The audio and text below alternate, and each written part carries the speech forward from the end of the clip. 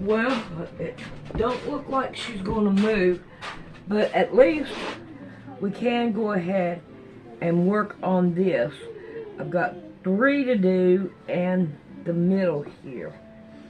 So, pretty soon when we get down the next row, we'll only have like 2 to do, I hope. But, however, let's get to sewing.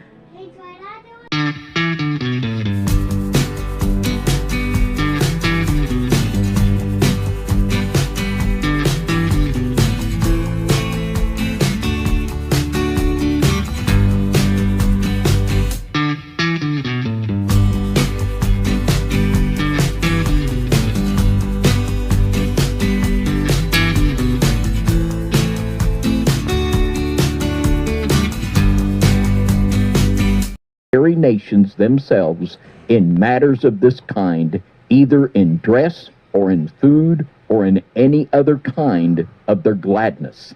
There is naught of communion between light and darkness, between life and death.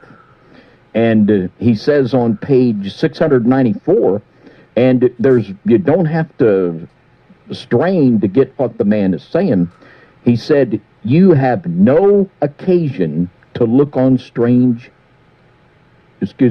you have no occasion to look on strange gods. You do not run against their images. You have no part in heathen holidays, even by more bodily mingling in them. So, it's just straight up, and I could bring, I just grabbed these just quick, many of the early, we're talking about before the Council of Nicaea, they talked about the Saturnalia, and the Saturnalia was big during the time of the Ante-Nicene Church, and every Christian, the Christians were being martyred in the Colosseum at Rome, and during the Saturnalia, every Christian martyred in the Colosseum was a human sacrifice under that pagan deity. Yeah. They knew what it was. Yeah. And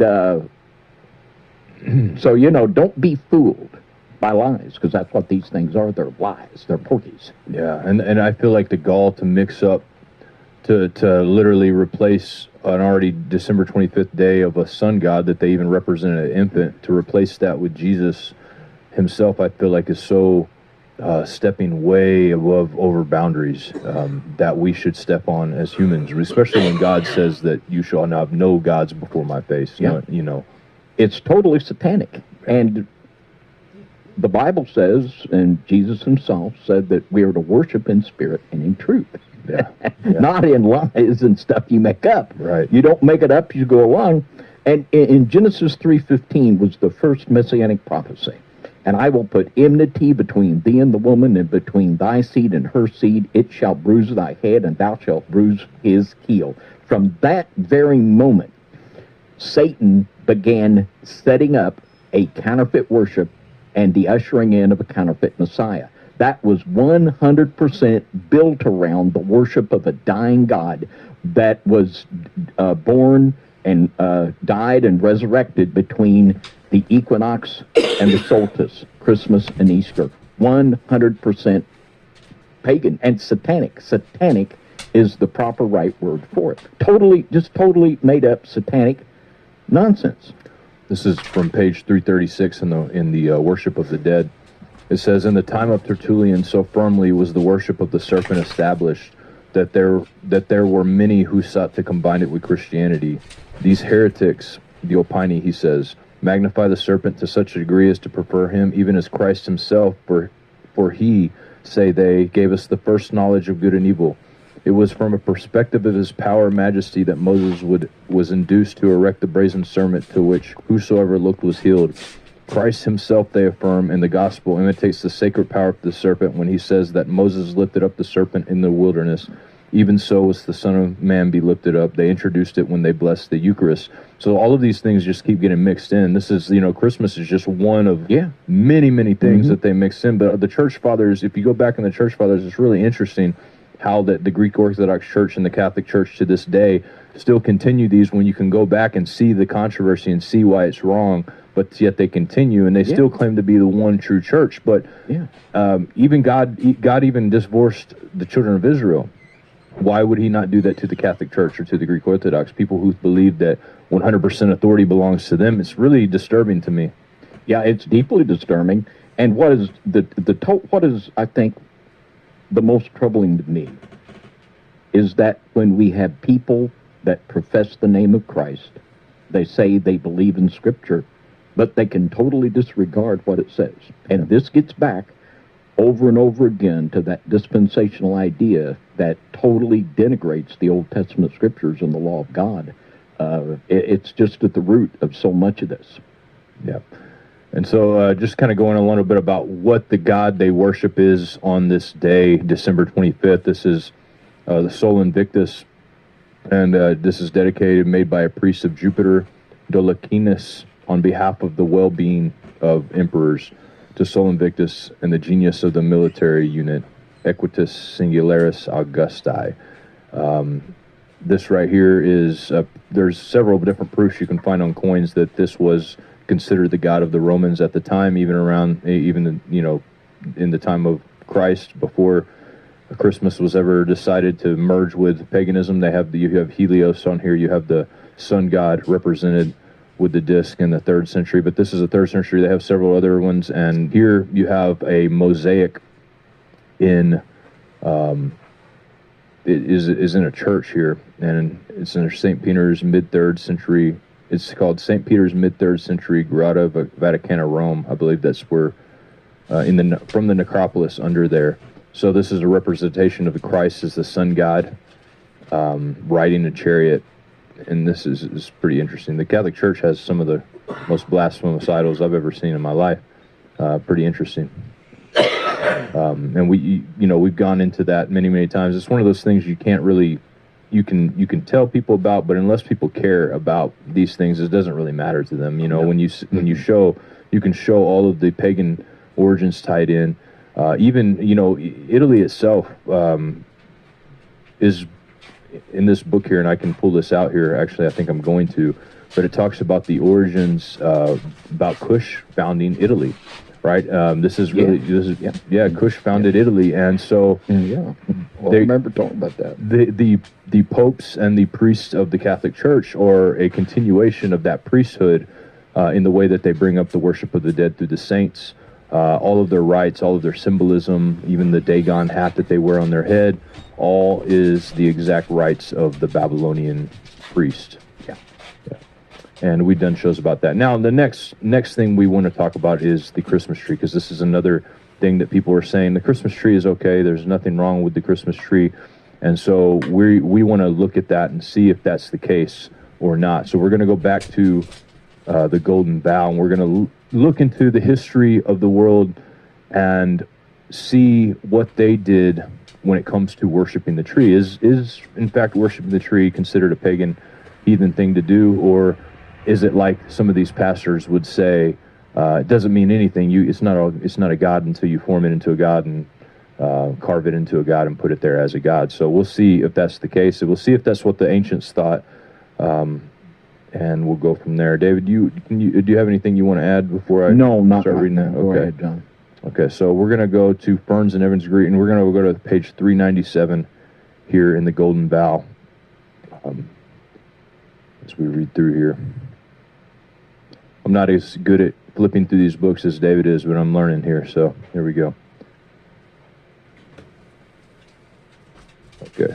It says, amongst the Orayans and the Mundus of Bengal, when the time comes for planting out the rice which has been grown in seed beds, a party of young people of both sexes go to the forest and cut a young karma tree, or the branch of one. Bearing it in triumph, they return dancing, singing, and beating drums, and plant it in the middle of the village dancing ground. A sacrifice is offered to the tree, and the next morning the youth of both sexes, linked arm in arm, dance in a great circle around the karma tree, which is decked with strips of colored cloth and sham bracelets and necklets of plaited straw. Now this is one culture here, and this is called in the Garden of Adonai, Adonis, which is Adonis. We've talked a little bit about that in the past, but this is what the people would be doing in the groves and they would come out and bring these things inside of their house. And this is not just this civilization. You have it in many more, and I've got another one that I want to bring up here. Page 441. Okay, so one thing to be said too that I forgot to mention, Osiris is also synonymous with Nimrod, Osiris being the sun, and it's very clear when you study these commonalities that this is the case. And it says, but Osiris was more than a spirit of the corn. He was also a tree spirit, and this may perhaps have been his primitive character, since the worship of trees is naturally older in history of religion than the worship of the cereals. The character of Osiris as a tree spirit was represented very graphically in a ceremony described by Firmicus Maternus. A pine tree had been cut down, and the center was hollowed out, and with the wood thus excavated, the image of Osiris was made, which was then buried like a corpse in the hollow of the tree.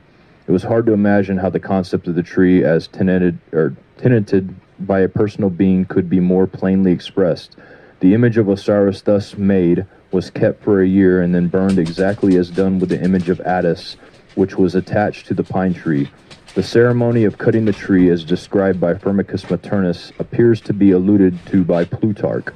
It was probably the ritual counterpart of the mythical discovery of the body of Osiris, enclosed in the erica tree in the hall of Osiris at Denandra. The coffin contained the hawk-headed mummy of the god, as clearly depicted as enclosed within the tree, apparently a conifer, the trunk, the branches, which are seen above and below the coffin. The scene thus corresponds closely both to the myth and the ceremony described by Firmicus Maternus. Interestingly, so Nimrod is described as this tree, and we'll talk a little bit more about that here in just a second. We're going to go to page 817 here, in still the Golden Bough here.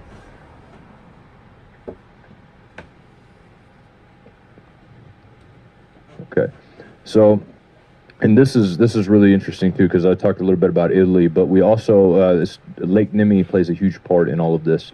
I did a show about Hollywood, the city of fallen angels, and it discussed Lake Nemi and the connection to Lake Nemi in Italy to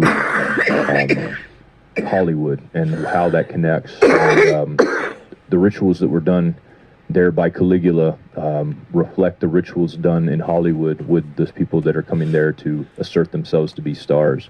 And I won't get into all that right now, but it's a very interesting thing that happens. Caligula had the original Orgy Island. Yes, he had the original Orgy Island, there's no doubt. So here we go on page, this is on 816, I'm sorry. It says, thus it seems that a remote age in the heart of Italy, beside the sweet lake of Nemi, the same fiery tragedy was annually enacted with Italian merchants and soldiers, were after to witness among their rude kindred the Celts and Goths, in which, if the Roman eagles had ever swooped on Norway, might have found repeated with little difference among the barbarous Aryans in the north. The rite was probably an essential feature in the ancient Aryan worship of the oak. It only remains to ask, why was the mistletoe called the Golden Bough? I actually didn't mean to read that one, but that gets into the mistletoe. We're going to get into mistletoe next, so my apologies here. So, okay, so here's what I wanted to read. It says, in the Swiss canton of Freiburg, people used to watch beside a fern on St. John's night in the hope of winning a treasure, which the devil himself sometimes brought to them. So interesting, they would sit by a fern, and they believed the devil was going to bring something to them. How similar is that to what we do on Christmas, right? The Satan or Santa brings a gift down the chimney and puts it in the fern. Really interesting. In Syria, they say that by gathering fern seeds on Christmas night, you can force the devil to bring you a bag of money. And it says, hence, when we consider that two great days for gathering the fabulous seed are Midsummer's Eve and Christmas, that is, the two solstices, for Christmas, it says, for Christmas is nothing but an old heathen celebration of winter solstice. We're led to regard the fiery aspect of the fern scene as primary, its golden aspect as secondary and derivative. So it goes on to talk about these things. It's really interesting, the tree, I think, how it plays out, because in the Bible, we see the reference to a great tree. And I want to, this is a carving right here, that you guys are seeing right here from, this is called the Mithra and the Evergreen Tree. And so Persepolis, ceremonial capital at the Achaemenid Empire. And this is interesting because this is an evergreen tree right here. I've got a couple more images here that kind of tie this together. I believe that, the worship of the tree goes back to the garden, that goes back to the worship of the knowledge of good and evil. This is why you have the serpent. This is why you have all of these things that are tied into this. But clearly the tree is a huge, is a very huge aspect of all of this, and not one that I would want to keep in my, I would not want to keep it in my house knowing what I know about the way that they treat the oaks. I mean, the oaks and the pines, we'll learn more about it when we go to the mistletoe and why the tree is important. But David, do you have anything to add before we go into the mistletoe? Well, and in the concept of you worship the tree, you get a gift. Yeah. In Egypt, it took on the connotation of contact with the entity itself. And in the Egyptian mysteries, the pine cone was put on the end of the staff, and it represented the opening of the pineal gland. And there was a distinct connection between the pine cone. A pine cone even looks like the pineal gland. And this is something that even we're going to get into in a documentary that won't be too far down the road, the relationship of the pineal gland, opening of the third eye, and all of these things. It all has its basis in tree worship. Yeah, and we see throughout history the Druids, the worship in the Bohemia. We still see this going on in Bohemian Grove, and these books kind of line out exactly what all that is. And this is a passage in page 113 of Worship of the Dead, and it says, "There are, however, many points of identity between the two systems. Tree worship, for instance, is a characteristic of Buddhism, and it was of Western paganism, in which the grove worship was so constantly referred to in the Old Testament, and the worship of certain sacred trees were prominent features." You also have Buddha sitting under the tree. You have many carvings like that, which represents Nimrod being cast into that tree. It's pretty amazing, all of the different ties in, and we could be here all night with the tie-ins that these books bring to us with these things. And mistletoe being one that is really important, because mistletoe is something that a lot of people, I've seen people that I know still do the mistletoe thing. They still hang the mistletoe. Do you know anybody that does that, David? Oh yeah, it's common among professed Christians to mingle in these pagan customs. And there's no excuse. If you don't know, that's one thing, but when the knowledge and the light comes to you, it's like Romans 1:20. For the invisible things of him from the creation of the world are clearly seen, being understood by the things that are made, even his eternal power and Godhead, so that they are without excuse. There's no excuse for it. And here in Romans 1, which talks about idolatry very explicitly, it talks about the Spirit of God enabling someone just from the observing of natural creation, distinguishing between the worship of the Creator and the creature. And there's just no excuse for it. There's no excuse for it. Yeah, Romans, of course, too, the Romans were one of the original pagan countries, right? That we know of, at least in post BC history and or AD history. And so he was definitely rebuking that. Even in Galatians, in which we'll talk, the Gauls are mentioned pretty heavily in this section here with mistletoe, rebuking them, telling them that they're turning back to the elemental spirits, which they were delivered from. So the Galatians weren't Hebrews? Yeah, no, they weren't Hebrews. In fact, they were Druids, man.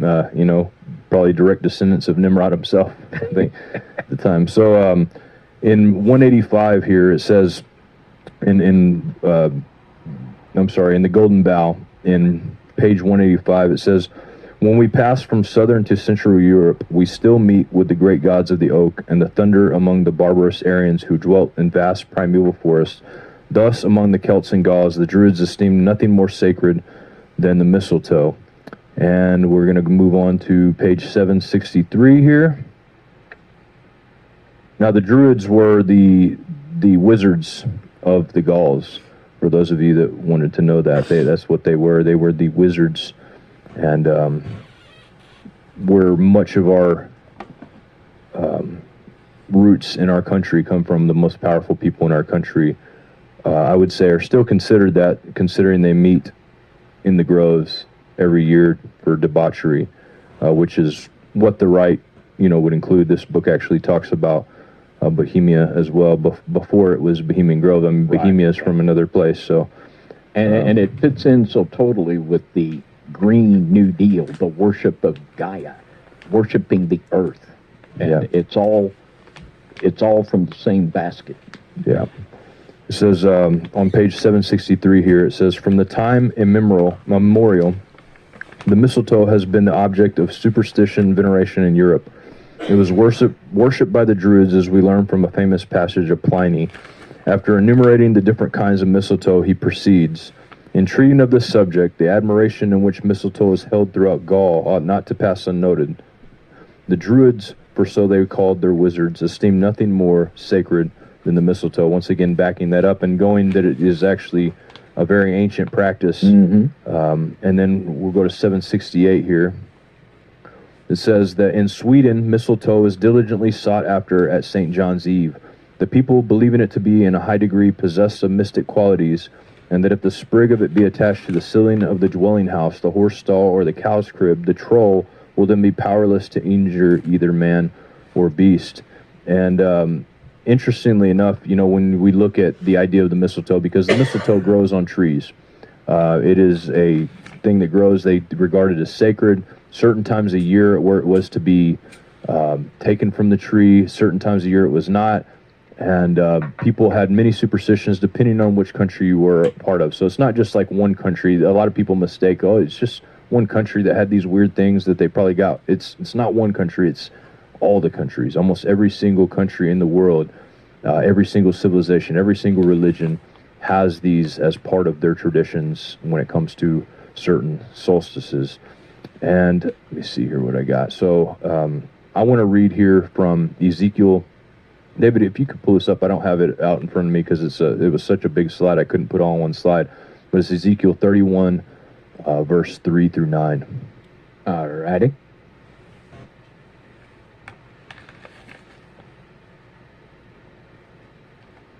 Behold, the Assyrian was a cedar in Lebanon with fair branches, and with a shadowing shroud, and of an high stature, and his top was among the thick boughs.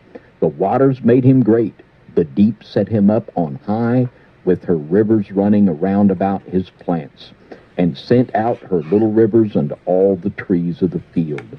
Therefore his height was exalted above all the trees of the field, and his boughs were multiplied, and his branches became long because of the multitude of waters when he shot forth. All the fowls of heaven made their nest in his boughs, and under his branches did all the beasts of the field bring forth their young, and under his shadow dwelt all the great nations. Thus was he fair in his greatness, in the length of his branches, for his root was by great waters. The cedars in the garden of God could not hide him. The fir trees were not like his boughs, and the chestnut trees were not like his branches, nor any tree in the garden of God was like unto him in his beauty. I have made him fair by the multitude of his branches, so that all the trees of Eden that were in the garden of God envied him. Yeah, that's pretty interesting when it refers to this, and we've talked about the Assyrian and how the reference to that being removed from the garden and being a tree, in fact, a tree. And, when you think about the idea of the knowledge of good and evil, and you think about the idea of this being a tree, we're talking about a belief system here. We're talking about the idea of defiling yourself with the knowledge of this tree.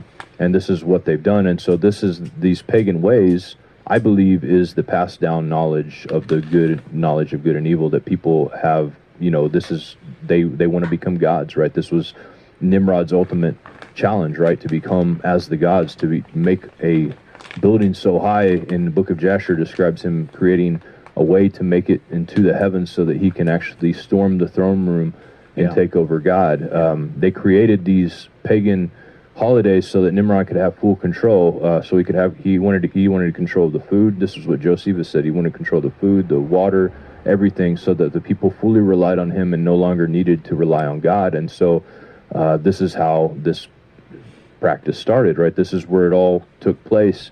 and there was bitterness. There were still giants in those land, right? Nimrod, there while he was reigning, there were the Anakim, there were many different kinds of the Rephaim, all of these different kinds of giants that were still in the land at that time. And I believe many of them were the ones who would have passed down some of this information. Now, Noah would have brought forth the righteous information after the flood, but these would have brought forth soiled information post-flood, and they would have passed it on to everybody, and it would have continued on throughout almost every nation. That's why we see it on there. We see like basically two main religions. We see the biblical religion, and then we see the pagan religion of the world, and also there's Muslims and stuff like that as well. But this is like, you know, truly the heart of paganism lies with those different things.